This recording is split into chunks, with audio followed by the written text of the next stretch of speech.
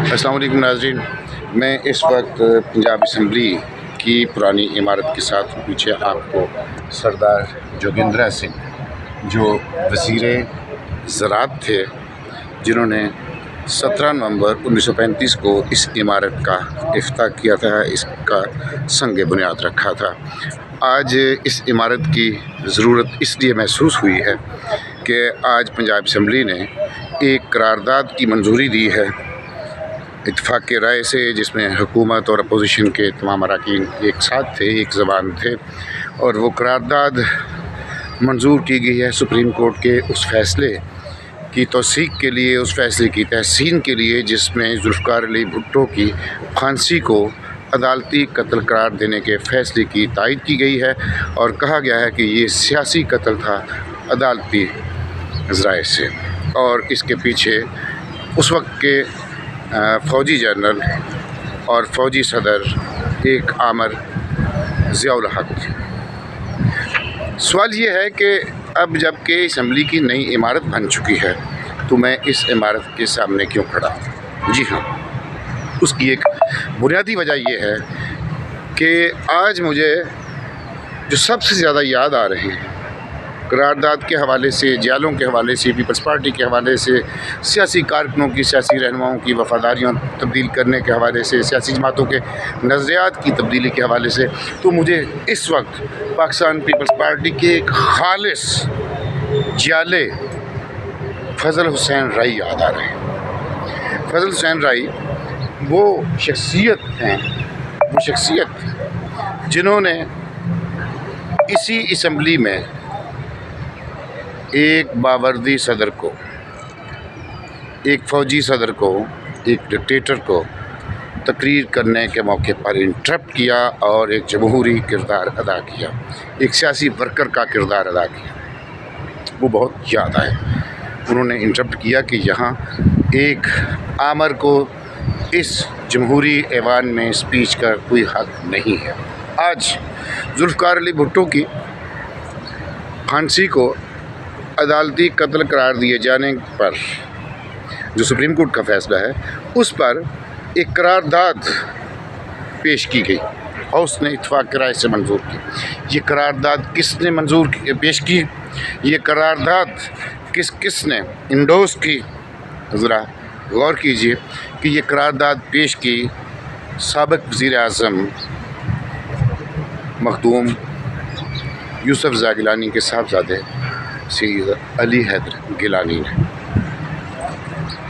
Pakistan peoples party के पार्लिमानी leader हैं इस वक्त पंजाब असम्बली में, और तारीख़ के औराक हमें बताते हैं कि यूसुफ़ ज़ा गिलानी पाकिस्तान पीपल्स पार्टी के स्पीकर रहे, पाकिस्तान पीपल्स पार्टी के वज़ीर आज़म रहे और उस काबीना में शामिल रहे जो काबीना थी बनाई हुई, नामज़द की हुई ज़ियाउल हक़ की। आज उनके साहबज़ादे ने वो करारदाद पेश की। आज उस करारदाद की तायद व हमायत पाकिस्तान मुस्लिम लीग नून ने की। पाकिस्तान मुस्लिम लीग नून की तरफ से इस करारदाद की जो तायद की वो की समीउल्लाह खान ने। समीउल्लाह खान पहली बार इसी पंजाब असम्बली में पाकिस्तान पीपल्स पार्टी के टिकट पर इलेक्ट होकर आए।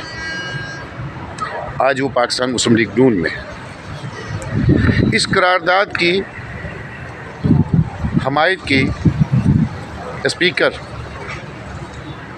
मलिक मोहम्मद अहमद ख़ान ने, जिनके वालिद खुद गैर जमाती इलेक्शन में और उसके बाद जो एक इस्टेब्लिशमेंट का ग्रुप था उसमें रहे, वो करारदाद मंजूर कर। आज इस करारदाद की हमायत की राना आफ्ताब अहमद ख़ान ने, जो इस वक्त पाकिस्तान तहरीक-ए-इंसाफ जो अब असम्बली में सुन्नी इत्तेहाद काउंसिल की जमात कहलाती है, वो राना आफ्ताब इसी असम्बली में पाकिस्तान पीपल्स पार्टी के रुकन रहे, पाकिस्तान पीपल्स पार्टी के वज़ीर रहे, डिप्टी पार्लिमानी लीडर रहे, आज वो पीटीआई में है।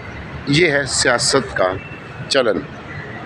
सियासी नज़रियात में तब्दीली ज़रूरी नहीं है कि जो सियासी रहनुमा हैं, सियासी कारकुन हैं, हम उनसे ही कहें कि उन्होंने वफ़ादारियाँ तब्दील की हैं या उन्होंने अपना क़िबला तब्दील किया है। बात एक ये भी मानने वाली है कि सियासी जमातें भी अपने नज़रियात तब्दील कर चुकी हैं। अगर नज़रियात पर अमल दरामद की बात करें हम, तो नज़रिया हमें कहीं दिखाई नहीं देता। नज़रिया अगर कहीं दिखाई देता है तो वो नज़रिया ज़रूरत है, वो नज़रिया ज़रूरत जिसकी अदालतों में और ऐवानों में नफ़ी की गई और प्रमोट भी इसी को किया गया। आज पाकिस्तान पीपल्स पार्टी पाकिस्तान मुस्लिम लीग नून की इत्तेहादी जमात है।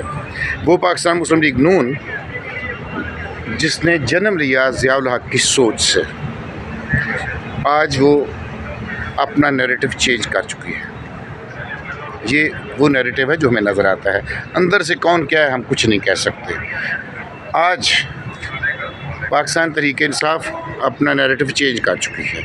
उनका एक अलग नैरेटिव है, वो भी इस्टेब्लिशमेंट के ख़िलाफ़ है। अंदर से कितने हैं आए भी उनके ज़रिए नहीं आए, इस पर भी हम बहस नहीं करना चाहते। लेकिन अहम बात ये है, सबसे अहम बात ये है, वो ये है कि तमाम सियासी जमातों ने जुल्फ़िकार अली भुट्टो के कत्ल को, जुल्फ़िकार अली भुट्टो की अदालती हुक्म पर फांसी को अदालती कत्ल करार दिया। और साथ ही पाकिस्तान पीपल्स पार्टी की तरफ से ये मुतालबा भी किया गया है कि जो सिलेबस है हमारा, उस सिलेबस में जुल्फ़िकार अली भुट्टो को हीरो लिखा जाए, सियासी हीरो के तौर पर लिखा जाए। और जो अदालती फ़ैसला उस वक्त अदालतों ने लिखा था, निस्फ सदी पहले लिखा था, वो दुरुस्त नहीं था, गलत था। और पंजाब के ऐवानों से जो आवाज़ गई है वो पूरे सूबे की आवाज़ है, एक मुतफ़िक़ा करारदाद की सूरत में। सवाल ये है कि क्या हमने वक्त से कुछ सीखा है? क्या हमने सियासी वर्कर पैदा किया है? क्या हमने सियासी माहौल पैदा किया है? अगर हमने ये किया है तो हम आज जुल्फ़िकार अली भुट्टो को ख़राज अक़ीदत पेश करें, ख़राज तहसीन पेश करें और इन ऐवानों को भी ख़राज तहसीन पेश करें। लेकिन अगर हमने ऐसा नहीं किया तो फिर ऐसी करारदादों की शायद ज़रूरत नहीं है।